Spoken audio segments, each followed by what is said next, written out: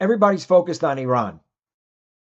But the real threat to Middle East peace and security is Turkish expansionism, neo-Ottomanism, led by President Erdoğan. Not only does he want to capture the Sunni Arab world, but of course, eliminating Israel is part of his overall game plan. So come join us for our webinar. Give us a like and subscribe. Here we go. We have had a webinar, if not more than one, okay, dealing with Iran, the 1979 Khomeini revolution, and all the background of where Iran is today. This is a bit of a review and an update. Let's remember something, that the 1979 Islamic Jihadi Shiite Khomeiniist revolution, right, shook the Middle East, and most people didn't believe that they would be implementing pure Sharia law. So how did it happen? Okay, first of all, we go back and we look at Khomeini and we look at what happened in those days. What is Khomeiniism? And we need to remind ourselves, because we often forget, everybody's focusing on military issues here. We know we have to focus on theological understandings, okay? Khomeiniism, like all the jihadism, 5 pillars of Islam, which we're not going to go into. Khomeini, however, when it's Shiism, he is the jurist theologian. He is the ultimate authority for everything, okay? Took over in 79, he died 10 years later. And there was a whole question, is he the hidden imam, which you have in Shiite Islam that is similar in a way, and there's a whole question, is that a messianic figure? Yes, no, exactly. And we're not going to get into the theology. Would he be akin to the prophet messenger Muhammad, right? Who was the one who began Islam. Okay, that's how important he was, and that's how revered Ayatollah Khomeini was. Now, how did they have a victory in 1979? It was the red-green axis that we see today, right? Across the West, all that explosion of hatred for Israel and for democracies with October 7th. They had an alliance. It was with the Marxists, the hardline jihadists, and there were a lot of others in between. Call them liberals, call them small capitalists, whatever you want. They went to overthrow the Shah. And yes, the Shah's regime was not democratic, but it was certainly nothing like you have today. And it was saying to be a popular uprising across the boards, and everybody thought they could control the jihadis, which of course proved to be completely incorrect. In the end, the military was also purged because it was very modern, very Western. Half the pilots were executed of the Iranian Air Force, and therefore they sort of lost much of their Air Force, even though they got into a war with Iraq.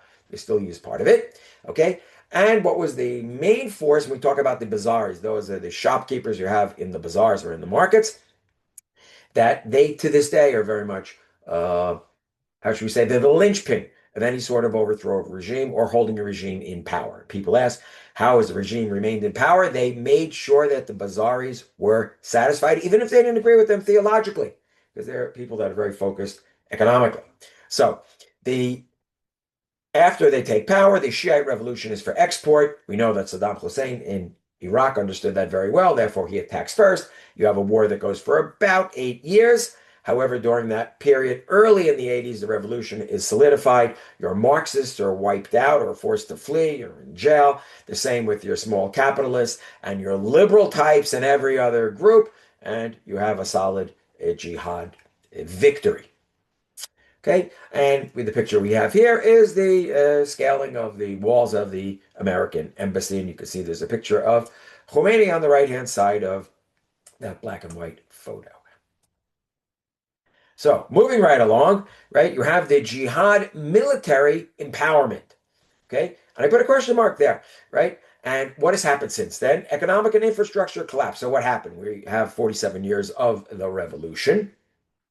And over the decades, the Iranian Revolutionary Guard Corps, they're the elite group. They're the ones who dominate. And as we've discussed before, and people can look it up, and it's really worth going into it, they own the industry and state infrastructure, together with the clergy and this military unit. It's not the army. It's beyond that. It's like your top forces, that their loyalty to the leadership, it's less to the call it Iranian state, it's to the jihad, to Islam.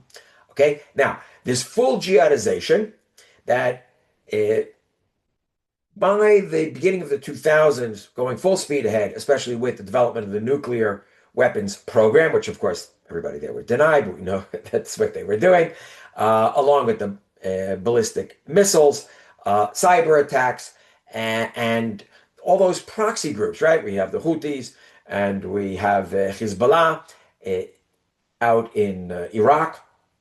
You have the Shiite groups there, right? This cost a fortune.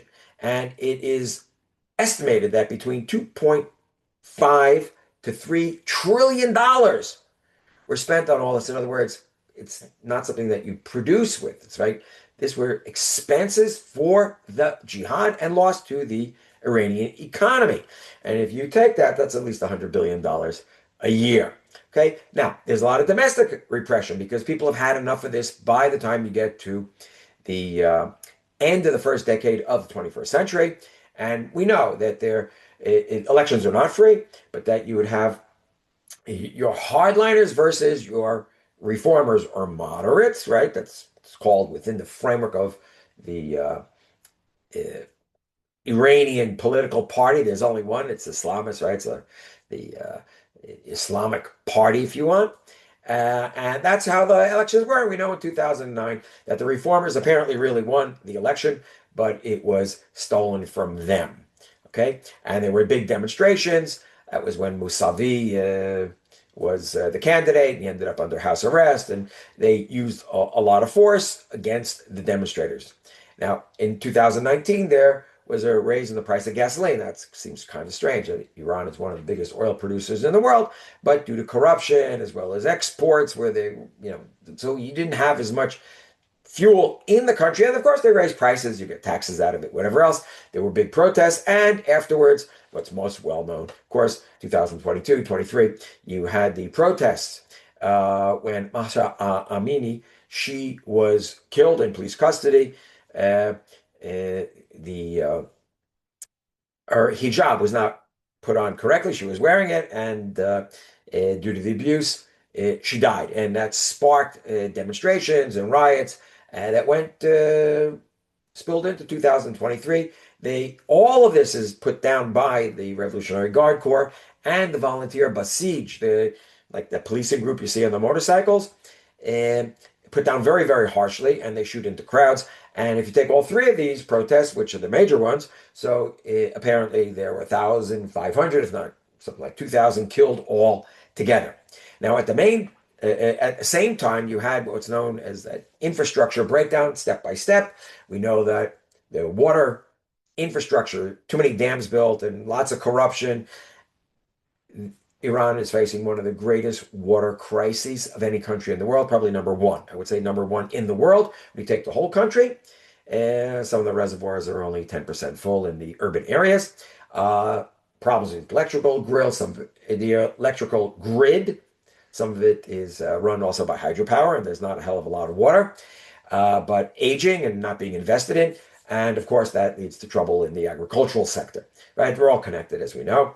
And all these frameworks are pretty much run by the Revolutionary Guard Corps and their companies that have been set up also for military purposes. You can call it the military industrial complex in alliance with the clergy.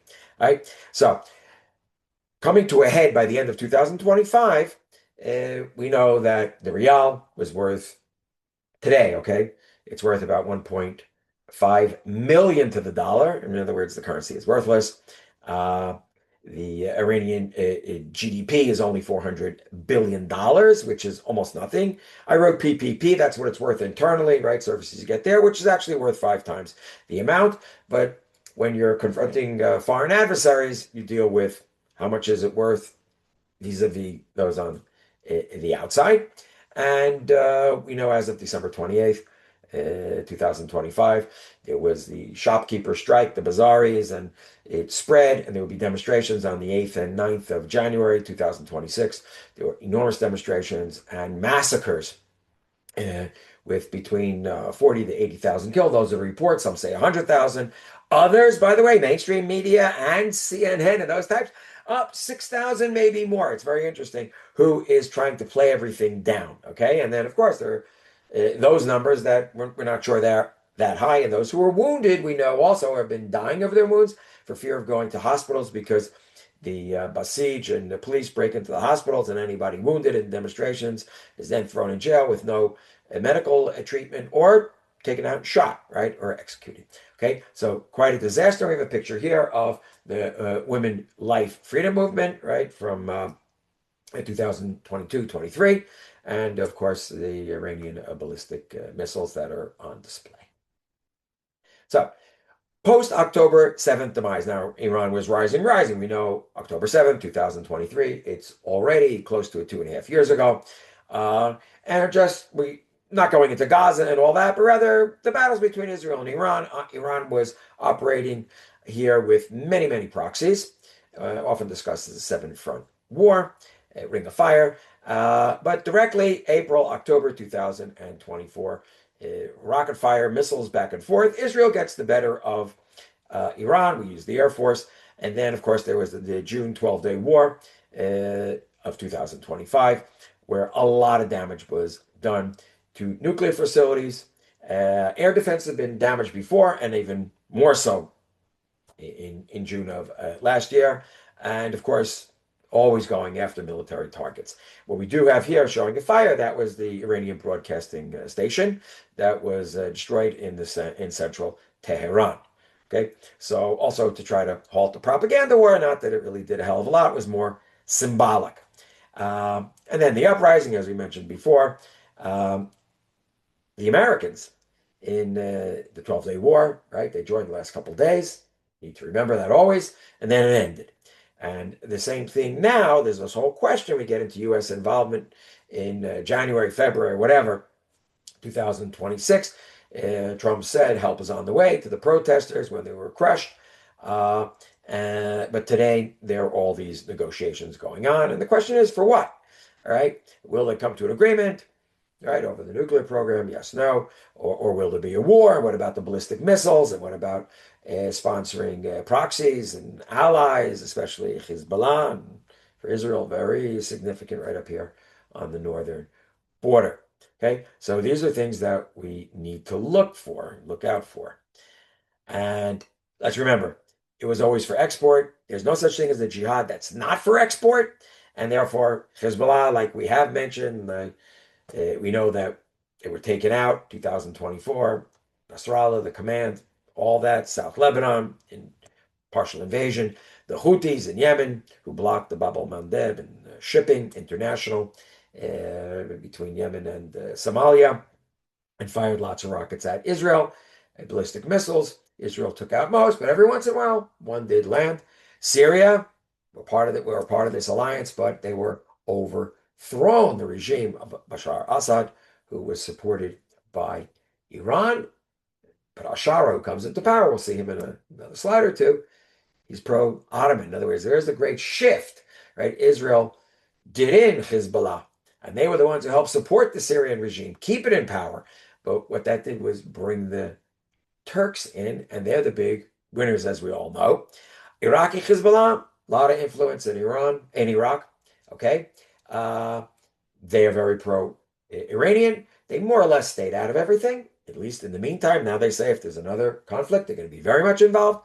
And of course, Hamas support support, right? That they gave to Hamas in the West Bank and Gaza. All right. In Gaza, we see it directly. And of course, it's no longer there because of Iran taking such a hit, as well as in the West Bank or Judea Samaria, where there was a smoldering insurgency that Israel's still dealing with, also dealing with Gaza. But it's no longer the Iranians who are really influencing, rather the Turks and always the Qataris with their monies behind the scenes. And here we have left-hand side, we have the rebel group of the Houthis and translation of their slogans, of their sign, right? God is the greatest, death to America, death to Israel, curse be upon the Jews, victory to Islam. and on the right-hand side, a pro-Hezbollah demonstration in Beirut. So we move along here, and now on to the main aspect of what we'll be doing in this webinar. Erdoğan, right? Turkish president. He is a full-fledged jihadi, even if he's incremental. He does not just go flying straight into jihad. He got elected, it's true, several times over, step by step, dismantles the secular Turkish state established by Atatürk, right, 100 years ago. And his greatest desire, right, his objectives is to rebuild the Ottoman Empire. Here on the left-hand side, a map of the Ottoman Empire from 1566, said to be the greatest extent of the empire. What I will point out here is there are certain lands like Cyprus and Crete and others along the borders which are not included because they were captured at other times, but when the Ottoman Empire, let's say later on, wasn't holding on to, let's say, vast swaths of North Africa. So it's just one map. If you put them all together, it's actually larger than this, and we have to keep that in mind, right? When Erdogan's speaking of being, and it's understood, he wants to be a sultan. He wants to be the caliph. Okay, and those two jobs are merged. One is political, the other is religious in essence. Okay, when one looks at Turkey today, it is what's known as a rump nation state. In other words, just the Turks. Yes, there are some Kurds there, no doubt, but that's far from what he would like to have. Okay, and neo-Ottomanism, right, is a theology, right, and a jihad with capturing all the territories that should belong to them as far as they're concerned. Now, that includes the Ottoman Caliphate throughout the Middle East and beyond, meaning Central Asia, okay, all those sort of Turkoman peoples, which even goes to Xinjiang, it is often known as East Turkmenistan in the Ottoman understanding, but it's part of China, obviously. They're not going to get it, and at one time Erdogan got himself in quite a bit of trouble when saying it really belongs to the Ottomans, and the Chinese were furious at him. He had to apologize. Okay, now, what about their power? Turkey has a very powerful military, number 2 in NATO, and he has the backing, full backing of this American administration, Republican administration, okay? Some people are a bit surprised, and he has it from Trump. They're good friends.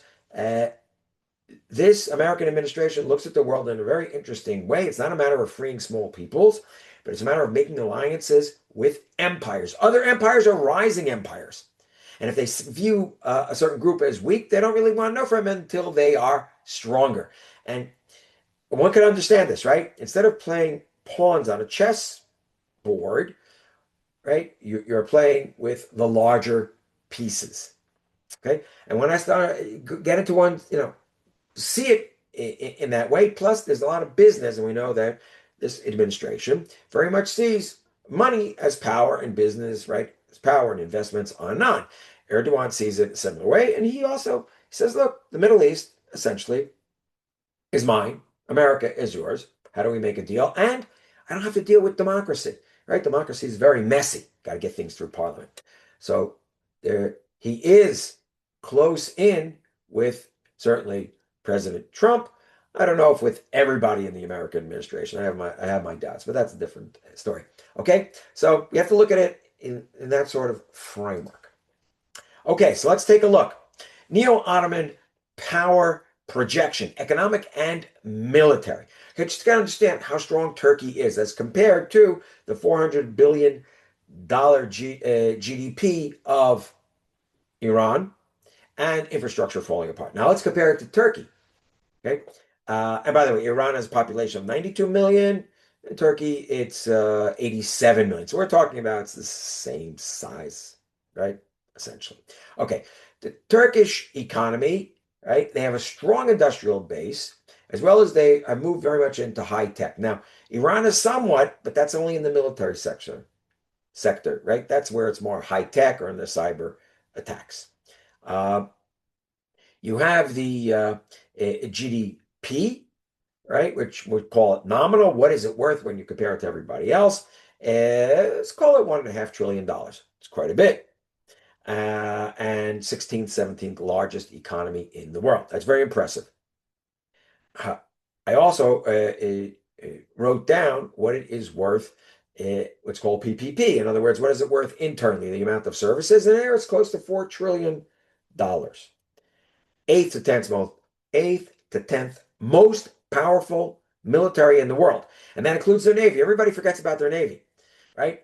They have a strong Air Force, large ground forces, but a very serious Navy as well. They even have a base in Libya. People often forget.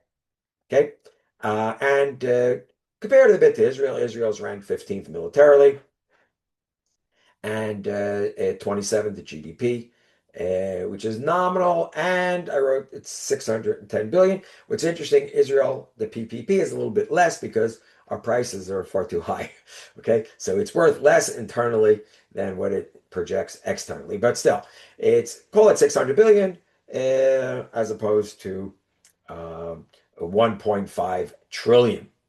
All right. If we're looking at it, comparing it from the outside. So what do we got here in Turkish power projection, right? The Sunni Jihad, that's for export. Remember, all jihad is for export. Never stays with that country saying, no, we just have a jihad internally, okay? So first of all, to consolidate, right, Syria was captured, remember, last December, the one before that already, right, 2024, with the collapse of Assad's regime, and they fled to Russia, the power elite. Right? Now, those who had been in power in Syria was known as the minorities regime. So he himself, his family, Assad, they were Alawites, and you had the Druze and Christian minorities that supported them, as well as secular Sunnis. Right? That comes crashing down, and those who come into power, who are the Sunni jihadis, and very much full backing from Erdoğan, right? When they were up in Idlib province and cornered there, he is the one who supplied them, and they had a very close working relationship with Turkey. It's also where Muhammad al-Julani, as he was known, but his real name was Ahmad al-Shara, who had been part of the Nusra Front. It's very similar to the Islamic State Caliphate or ISIL, where he actually learned to govern a province with a lot of refugees who had fled there as well, Sunni refugees who had been fighting against the Assad regime. And once Israel finished off in Lebanon, a few hours later, end of November of 24, his forces explode out of Idlib province, and in about 11, 12 days, captured Damascus, and that is it. Okay, so, and that's projecting Turkish power. Okay, so recently they've been crushing the Kurds in the northeast part of Syria. The American government no longer supports the Kurds. Previous Biden administration did, and the previous Biden administration did not like Erdoğan. Okay, that's all changed. You also have the alliance with the Iraqi Sunnis. Okay, and there's a whole question here of where the Turks can get in a foothold. And let's remember, Western Iraq is Sunni, Anbar province, where ISIS was established. And remember, we never forget, Erdogan supported the Islamic State Caliphate with all the atrocities until they began to attack him. So now there's re-support for the Sunnis in Western Iraq, and you'll be seeing lots of troubles there because Eastern Iraq is still Shiite. And Iran, as it's sinking, and whether there's a war or not with the US, Israel, doesn't really matter because it's going to sink in any case. We know because all the infrastructure is crumbling, everything is falling apart. So instead of it being quicker, it'll be slower. The Turks, Ottomanism, will go after the western part of Iraq and begin putting pressure on the Shiites to the east, who will now be without a patron, without Iran. There are also Sunnis in Lebanon, especially in the north, Tripoli, and we can expect that they'll be strengthened as well as Hezbollah will be weakened because Hezbollah is very dependent on Iran. And if Iran isn't there for them, it's a big problem. One of the big questions, large questions asked now, will ISIS be reestablished? And we know that the different camps where you had ISIS terrorists were held, thousands of them, and of course, jihadi wives and their children, which were into the tens of thousands. Those areas were overrun. They were in the Kurdish regions, and they're freed. And now they can reorganize, most likely reorganizing with Turkish help. I would say you could be surprised, but I don't think we're surprised anymore. And by the way, the European Union just was it this past week started their parliament in Brussels started to pass legislation against the Turks because they realize this is happening and that they're threatened. And for the Europeans to say we're being threatened by this jihad, Islamist, Ottoman operation, hey, that takes a lot. We know that. Okay, and on the left, we have the ISIS flag, picture of Ashara, and Kurdish fighters. Right? You notice the women also very involved in the army there for years, have been on the battlefield. So we go now to the anti-Israel policies, right? Because, of course, we're looking at this, focusing on what is the Israeli perspective. So we got to go back, and we know that Erdogan gets into power. At the beginning, things were okay between Israel and Turkey. He takes over in 2003. He had been mayor of Istanbul and very popular. He did a good job there. So he becomes the prime minister. Eventually, he becomes also president. They change the constitution. We'll leave that aside for the moment. But his first really overt anti-Israel action is with the attempt to break the Gaza blockade after Hamas took over in 2007. Now you have Hamas takes over Gaza. Israel had cast-lead operation 2008, 2009, right? In the winter there.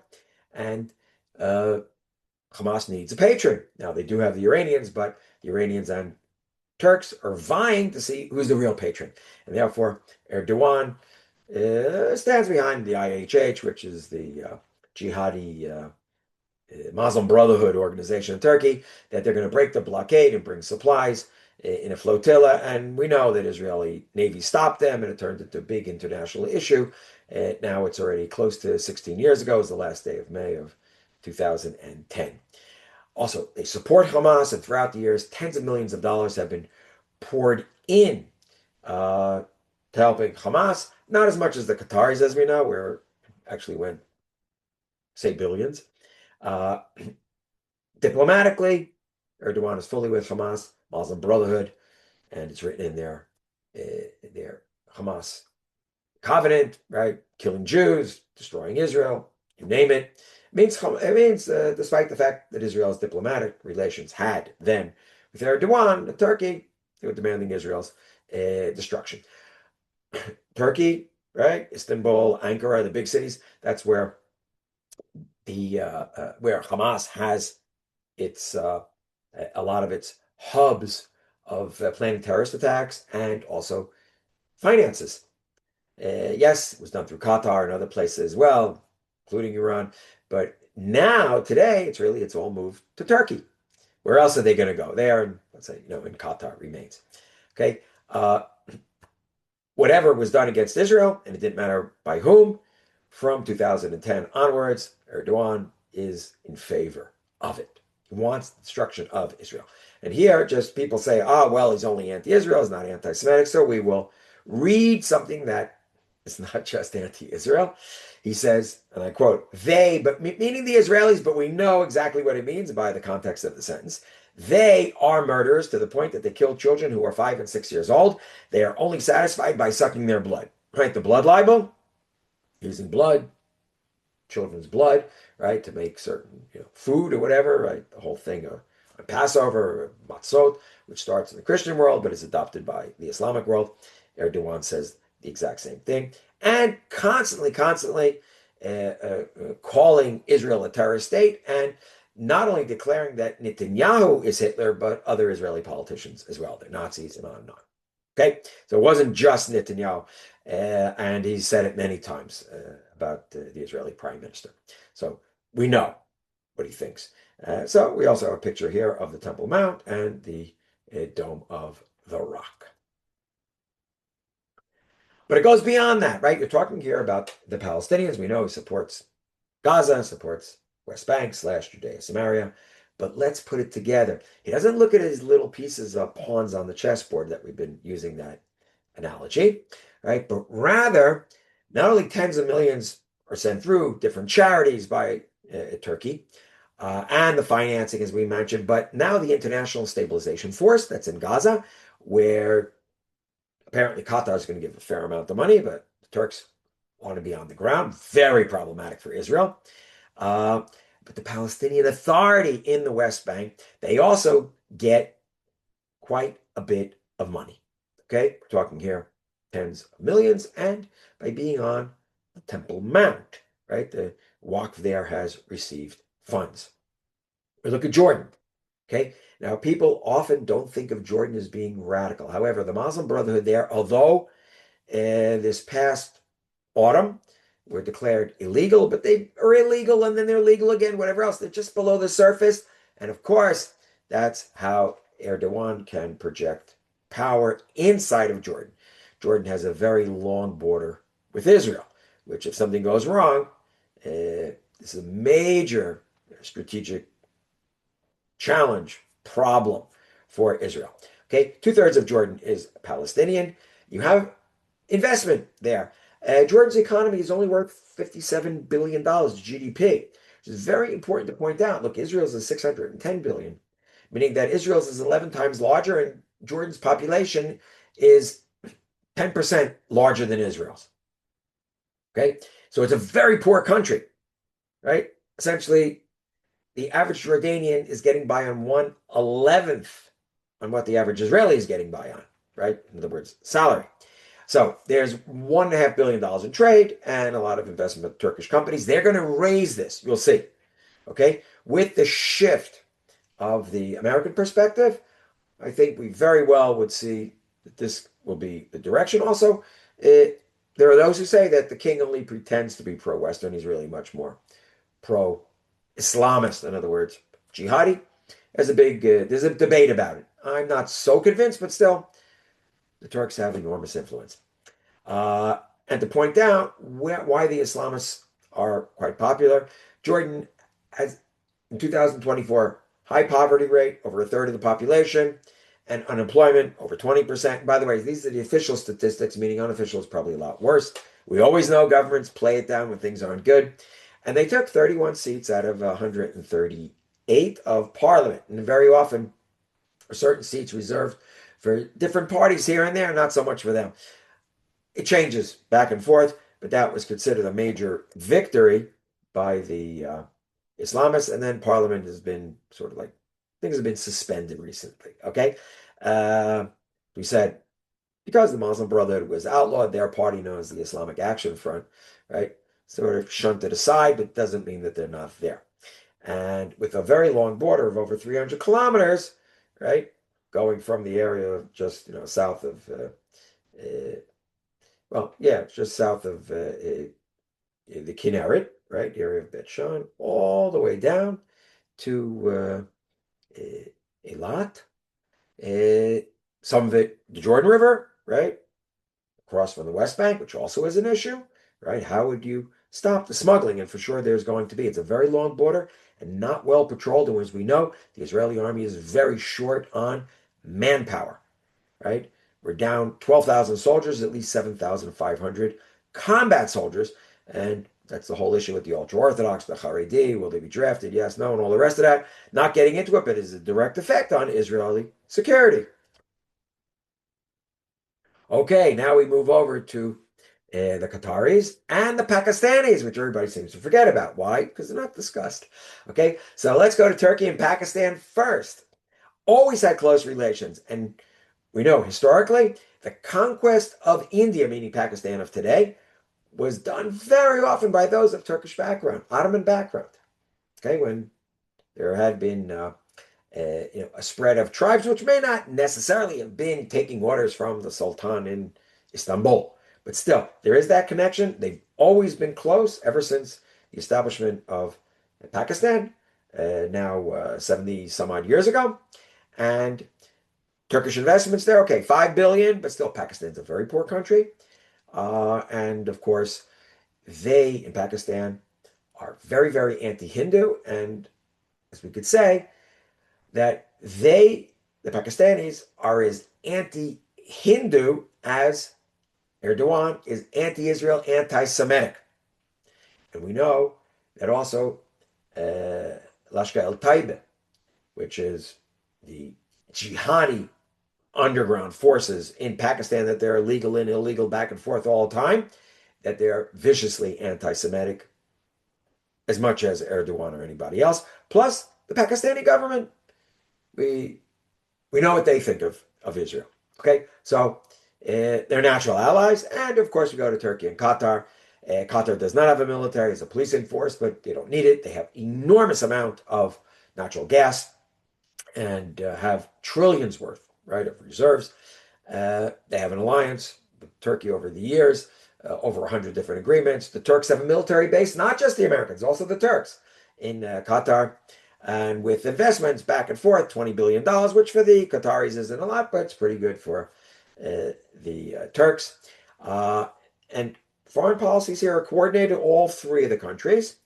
When Qatar was isolated by the Arab world in the spring of 2017, due to what was seen as stirring up jihadi elements, Saudi Arabia, as well as the Egyptians are furious, and the Emirates, the Turks stood behind them 100%. And for years, because they were isolated, and eventually then Qatar had diplomatic relations were renewed with countries who had broken them over their support for jihad in those societies. Okay, so here we have is a triangle. Okay, so the American Sunni Islamic policies and Ottoman domination, very important, right? After all, the re-rise of the Ottoman Empire in the Middle East can't just do it on their own. Neo-Ottomanism serves the power interests of the American administration. Now, let's be clear. The Trump administration, this administration, whoever, believes they will control them, and it's been said, right? Trump says that Erdogan and Netanyahu are going to have to get along. Israel and Turkey are going to have to get along. And because he said so. They fully believe that they will do it. Okay, maybe they will for the next 3 years. My question comes, can they do it now? Okay, maybe. But what about afterwards? What happens then? Okay, because we know administrations change. So, the Americans are very impressed with the Turks, as opposed to the Christian NATO countries, who are seen as very weak-kneed and giving into the far left and being threatened by jihadis internally. So, plus, can't forget that they are supporting Ukraine in the war against the Russians, and Trump gets along quite well with Putin. So his perspective is, I am with the Turks. They'll work with me. We'll bring peace to the Middle East. And yes, of course, Erdogan has to get something. That something, in large part, is Syria. But of course, Erdogan isn't looking just at Syria. Be explaining it as such at the moment. The question is, where does it go beyond, and who takes over for him? Whoever takes over has the same perspective. It'll continue. So to take a look, the Incirlik Air Base in Turkey, which has nuclear weapons there. Okay, it's in southern Turkey. And of course, as we know, they're a NATO member. And I mentioned a few things about arms sales for fighters, 23 billion. The F-35's advanced stealth fighter, the whole question, sell it to the Turks, yes or no, and it's being discussed. Hasn't been approved yet. Of course, Israel's lobbying against that. I think the Europeans would be against it as well. But it's worth a lot of money. And if the Americans trust the Turks, then in the end, they could go through with it, right? One would have to see how this works out, as legislation in America. Okay, and trade It's at $33 billion between the two countries, the United States and Turkey. And it's been declared they want to triple it at least within the next few years, which most likely will happen. So you have this emerging alliance, not an American-Turkish alliance, it's an American-Ottoman alliance with the objective of bringing security to the Middle East and to bring stability. Okay, Turkey's going to be in the Gaza ISF force with the Palestinians. Israel's on the defensive. The UN, EU is very worried. And where to? Israel may have to invoke, right? Re-engage with the European Union, okay, which also is very significant because we know that Israel's a bit on the outs, two sides, but now they're going to have vested interests together. You'll see. Okay, so here we go. We finished there. Talk a word about the Neeman Academy, safeguard. We have this educating to safeguard humanity from Islamic Jihad agenda and global anti-Semitism. We have 2 courses on that right here. Anti-Semitism from Pharaoh to Facebook. Course that has 6 classes, some of them double. And we have the exposing Islamic Jihad, 13 different classes. Our schedule for March, as you can see, March 1st is free. March 8th, student Q&A. The 15th, we're going to be dealing with the Islamic slave trade.